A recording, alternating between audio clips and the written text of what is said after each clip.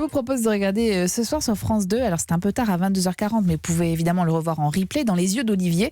C'est la 8e saison du magazine de notre confrère Olivier Delacroix. C'est un magazine de société au cours duquel l'animateur recueille avec empathie des témoignages sur une même thématique. Et alors ce soir, Olivier Delacroix s'intéresse aux erreurs de jeunesse. Vous savez, ces choix que l'on fait au moment de l'adolescence et qui s'avèrent dévastateurs parfois. Alors pas les petites bêtises qu'on a pu faire, Mathieu, des grosses bêtises. Ah oui.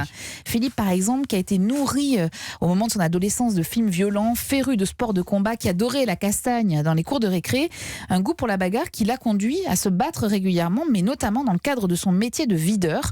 Et en fait, c'est la rencontre avec sa compagne qui lui fait prendre conscience du danger de sa situation. Je dis, je t'assure que dans mon travail, en boîte de nuit, je peux être extrêmement violent. Et d'ailleurs, j'ai une enquête de moralité qui dure, mais j'aimerais vraiment rentrer en gendarmerie. Et mon rêve, c'est de rentrer au GIGN. D'accord.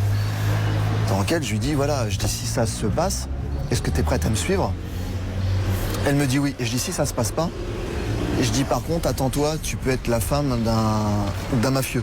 Parce que si ça se passe pas, je vais vraiment être en rupture. Alors Philippe va finir par entrer dans la gendarmerie et intégrer le GIGN, un cadre professionnel qui va lui permettre d'éviter la grande criminalité, il avoue sans détour. Et puis vous allez découvrir aussi le portrait de Kamel. Alors lui, il n'a pas échappé à la casse-prison. Il a 14 ans quand il est fortement déstabilisé par le décès brutal de son papa. Il est livré à lui-même. L'ado va se réfugier dans la prise d'anxiolytiques, pensant que ça va le guérir du chagrin de la perte de son père. Et puis il va passer au cannabis et puis aux drogues dures. Il va vivre dans la rue, va se marginaliser, se prostitue aussi pour pouvoir payer ses doses de dope, évidemment. Passage par la casse-prison avant de prendre conscience de sa situation. Et bien là encore, c'est le regard d'une tierce personne qui va tout changer, en l'occurrence celui de sa petite fille.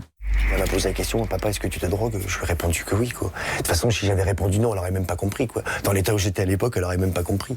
Tout ça, quand tu te drogues, tu te caches. C'est-à-dire que t'es constamment dans le mensonge. Sauf qu'il y a un moment où tes mensonges, ils tiennent plus la route. Et moi, il y a bien longtemps que mes mensonges ne tenaient plus la route, en fait. Et du coup, j'ai pris conscience que s'il y avait un virage que je prenais pas, j'allais droit dans le mur. Et ça, j'étais conscient de ça.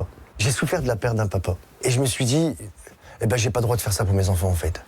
J'ai pas le droit. Portrait extrêmement touchant de Kamel, qui lui s'en est sorti aussi. Il ne cesse d'aller dans les écoles pour faire de la prévention.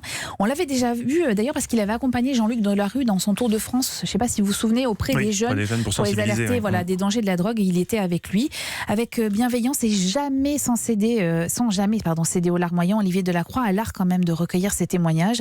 Et c'est à voir sur France 2 ce soir à 22h40. Olivier Delacroix que vous pouvez retrouver tous les jours de 14h à 15h sur Europe 1 pour d'autres témoignages de 15h à 16h. De 15h à 16h, vous avez un problème avec les horaires des émissions d'Europe 1. De l'après-midi, vous avez vu. L'après-midi, oui. Parce que c'est le moment vous où dormez. C'est probablement l'heure de votre sieste. C'est le moment où j'aimerais dormir. Ah oui, mais vous je n'y ne pouvez arrive pas. Vous me donnez trop de boulot.